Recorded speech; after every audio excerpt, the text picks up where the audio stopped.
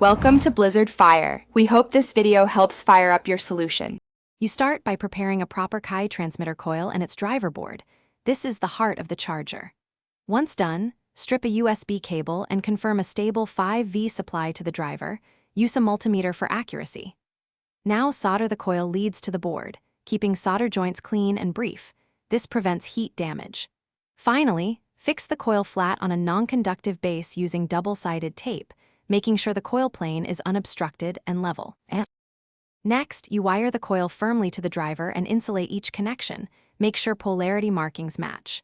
Once wired, position a foam spacer about 1 to 3 millimeters above the coil so the watch sits centered. This reduces metal contact while keeping coupling strong.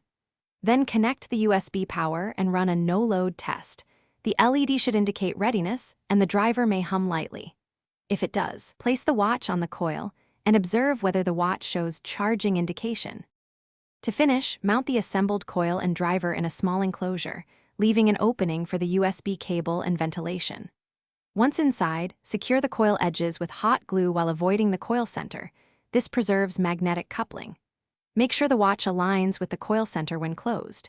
If charging fails, check that the supply is 5V and stable, recenter the watch on the coil, reduce distance, and inspect solder joints and LED status. These steps fix most issues quickly.